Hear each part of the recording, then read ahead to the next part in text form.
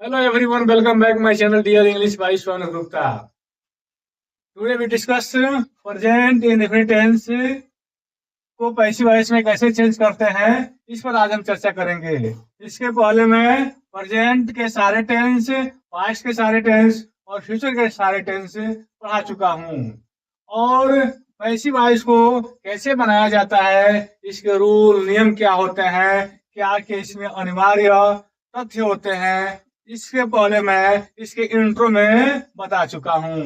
यदि आप पहली बार इस वीडियो को वॉच कर रहे हैं, यदि आप इजीली तरीके से पैसिव सीखना चाहते हैं तो इसका इंट्रो जरूर देखिए।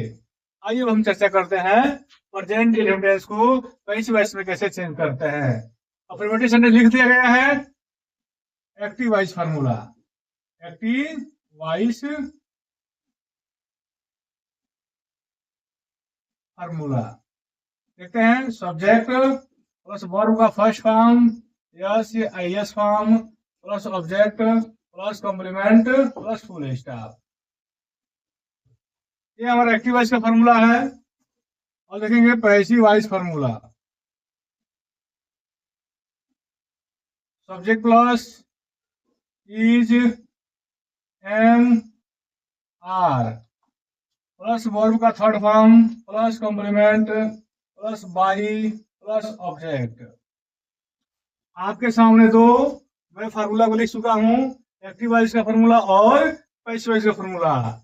ये जो वीडियो बनाया जा रहा है टोटली हिंदी में बनाया जा रहा है, तो हिंदी से इंग्लिश सीखेंगे। आइए देखते हैं हिंदी का एग्जाम्पल अंग्रेजी में, अंग्रेजी एग्जाम्पल पूरे पैसिव वॉइस में। एग्जाम्पल का देखते हैं। राम एक गीत गाता है, ये हमारा एक्टिव वॉइस हो गया। तो राम यहाँ सब्जेक्ट है, एक गीत यहाँ ऑब्जेक्ट है, गाना यहाँ वर्ब है। देखते हैं एक्टिव वॉइस में। राम सिंग्स।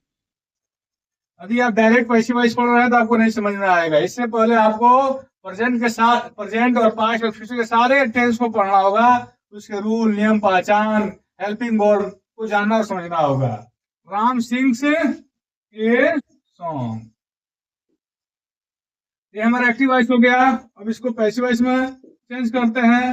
राम हमारा सब्जेक्ट है, सिंग हमारा वर्ब है, ये सॉन्ग हमारा ऑब्जेक्ट है। यदि हम पैसिव वॉइस बना रहे हैं किसी भी टेंस का तो उसमें ऑब्जेक्ट अनिवार्य होता है। यहाँ पर ऑब्जेक्ट है तो क्या करते हैं, सब्जेक्ट को बाई लगाकर ऑब्जेक्ट में चेंज कर देते हैं और ऑब्जेक्ट को इधर लाकर सब्जेक्ट बना दिया जाता है। देखते हैं ये सॉन्ग इधर आएगा, ये सॉन्ग, ये पैसिव फॉर्मूला है तो इज हम आर का प्रयोग करते हैं। ये सॉन्ग हमारा एक वचन है, क्या लगा देंगे, इज। उसके बाद वर्ब का थर्ड फॉर्म, सिंग का थर्ड फॉर्म सॉन्ग, ये सॉन्ग इज सॉन्ग। कॉम्प्लीमेंट जिसमें नहीं है तो बाई। ऑब्जेक्ट क्या है, राम। देखेंगे ये सॉन्ग आकर यहाँ सब्जेक्ट बना, यहाँ इज हम आर में से कोई एक प्रयोग करेंगे सब्जेक्ट फार्मूला के अनुसार और सब्जेक्ट के अनुसार, तो इज। अब वर्ब का थर्ड फॉर्म सिंग सैंग सॉन्ग थर्ड फॉर्म हो गया। कॉम्प्लीमेंट नहीं दिया है, बाई लगा दिया गया और तब सब्जेक्ट को ऑब्जेक्ट बना दिया गया, राम। एक और एग्जाम्पल देखते हैं। वह मुझे इस स्कूल में पढ़ाता है, वह मुझे इस स्कूल में पढ़ाता है। देखते हैं एक्टिव वॉइस। ही टीचर्स मी, यहाँ पर मी ऑब्जेक्ट हो गया, टीचर्स वर्ब हो गया, ही सब्जेक्ट हो गया। इस स्कूल में complement, in this school, he teaches me in this school. Passive voice बनाएंगे, यहाँ मी एज ऑब्जेक्ट वर्क कर रहा है। जब मी को सब्जेक्ट बनाएंगे तो हो जाएगा आई, क्या हो जाएगा, आई। देखिए क्या होता है, आई का ऑब्जेक्टिव केस मी हो जाता है, वी का ऑब्जेक्टिव केस ऑस हो जाता है, यू का यू ही रह जाता है, ही का हिम हो जाता है, ची का हर हो जाता है और दे का देम हो जाता है। ये याद कर लीजिएगा, पैसिव वॉइस में इसका यूज होगा। मी ऐसे क्या हो गया, आई, आई से लगा देंगे यम। टीच का थर्ड फॉर्म टाट। और क्या लिखना है, complement. In this school.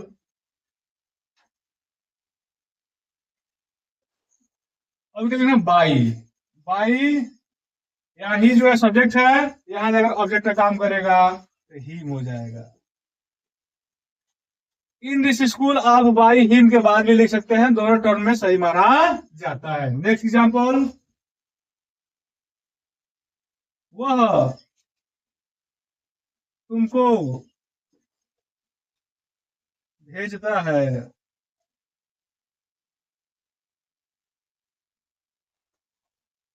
Active voice, he sends. तुमको यहाँ ऑब्जेक्ट है you, he sends you. Passive voice देखेंगे, ही सब्जेक्ट है, सेंड हमारा वर्ब है, यू ऑब्जेक्ट है। यू इधर रहेगा तो भी रहेगा यू, ई आर लगा देंगे, यू जो है हमारा प्लूरल सब्जेक्ट में आता है। और सेंड का short form Saint by him. उम्मीद करता हूं आपको प्रेजेंट इंडिफिनिट के अफर्मेटिव सेंटेंस के पैसिव वॉइस के रूल समझ में आया होगा। अब देखते हैं इंग्लिश टू इंग्लिश एग्जांपल। जैसे आई कॉल यू, ये हमारा एक्टिव वॉइस हो गया। आई कॉल यू, मैं तुमको बुलाता हूं। इसको पैसिव वॉइस में चेंज करेंगे। हमारा आई यहाँ सब्जेक्ट है, कॉल यहाँ वर्ब है, यू हमारा ऑब्जेक्ट है। यू आ जाएगा, यू बोल के लगा देंगे आर, यू आर। और कॉल का थर्ड फॉर्म कॉल्ड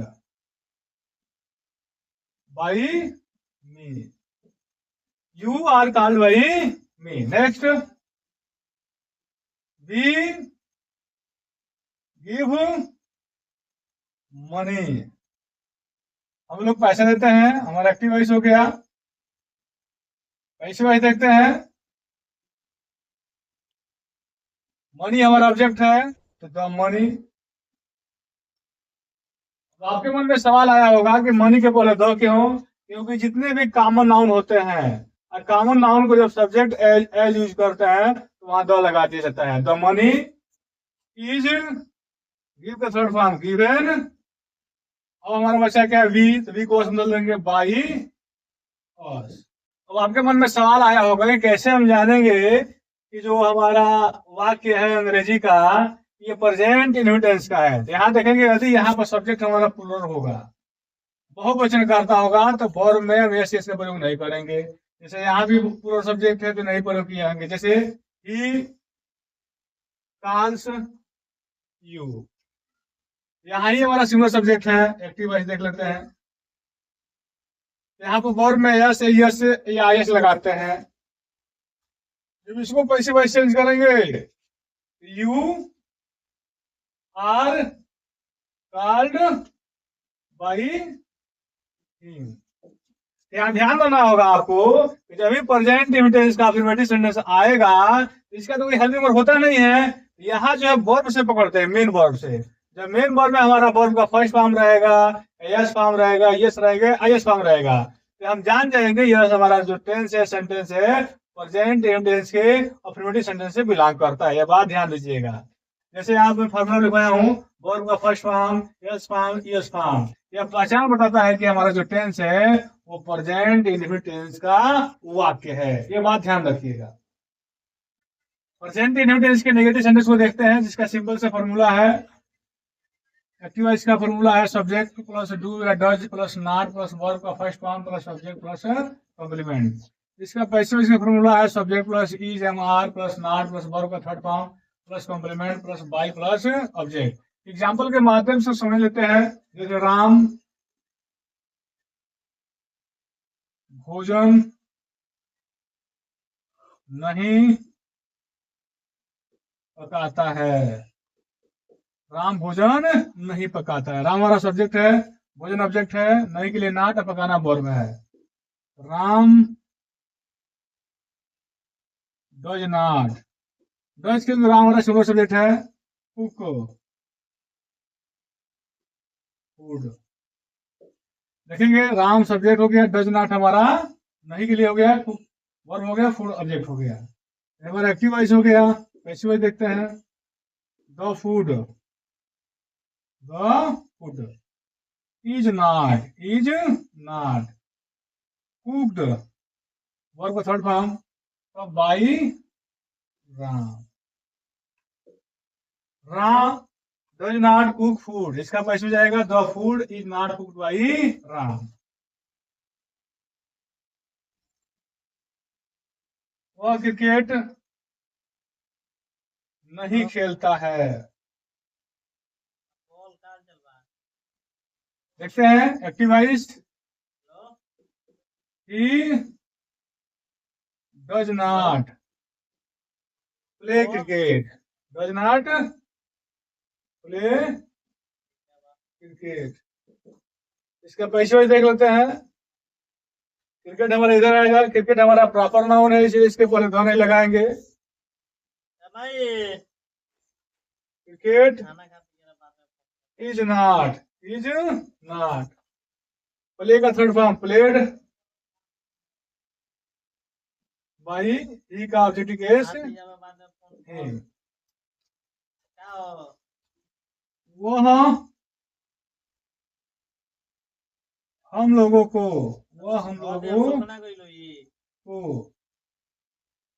पढ़ाता है, वो हम लोगों को नहीं पढ़ाता है।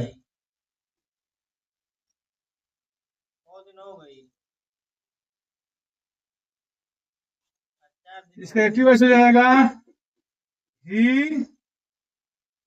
does not teach, he does not teach। हम लोगों को यहाँ एज एडिटिव केस है तो क्या हो जाएगा अस। जब इसको पैसिव बनाएंगे अस बनाएंगे तो क्या हो जाएगा बी के लिए आर, उसके बाद नॉट, टीच का third form taught by. Next example,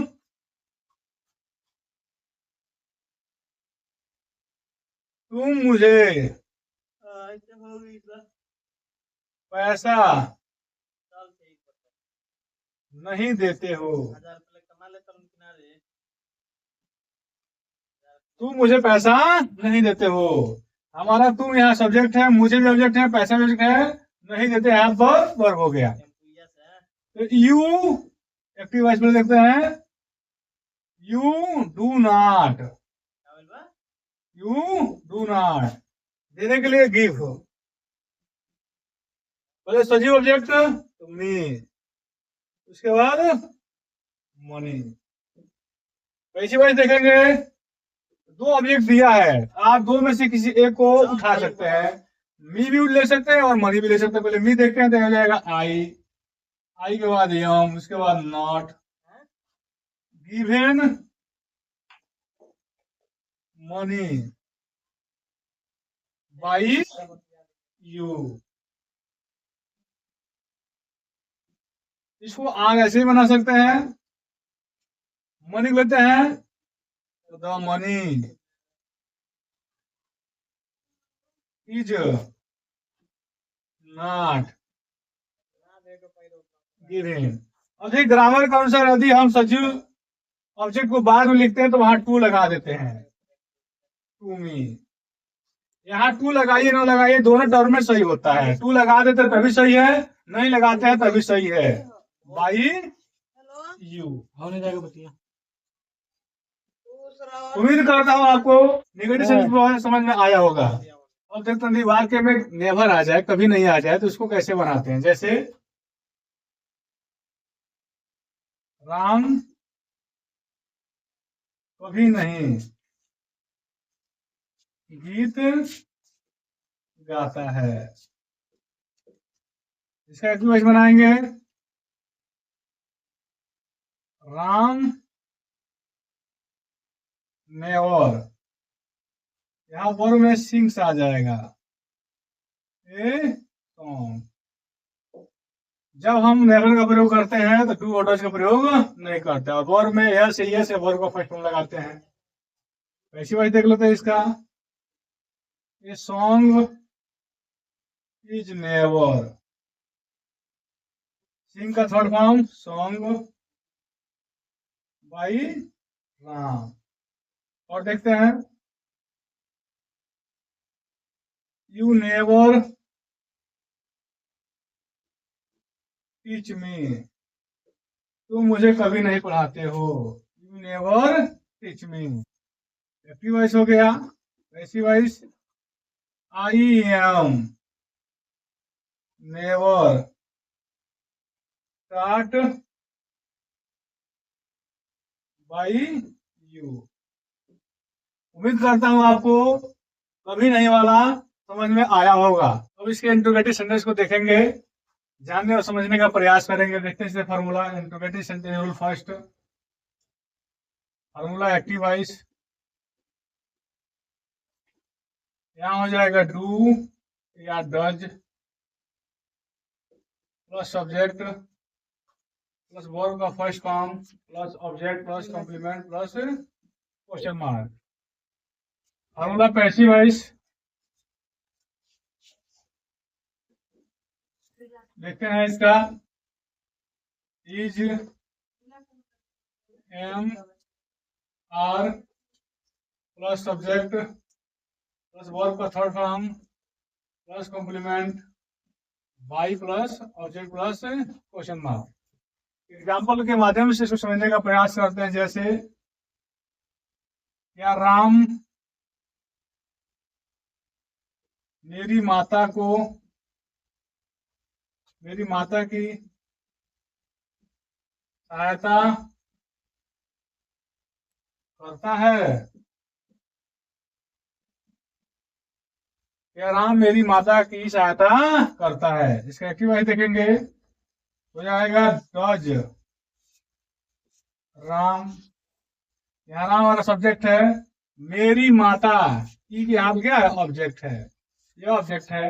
सहायता करना है वर्ब है। Does Ram help my mother, does Ram help my mother. इसका पैसिव वॉइस देखेंगे, माई मदर है तो लगा देंगे इज, क्योंकि my mother is a single subject. Is my mother. उसके बाद हो जाएगा हेल्प का third form helped by Ram.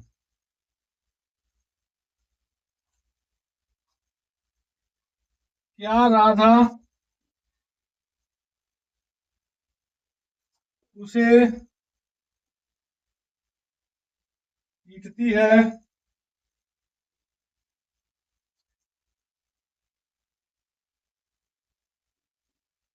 Does Radha beat him. ये हमारा एक्टिव वॉइस हो गया।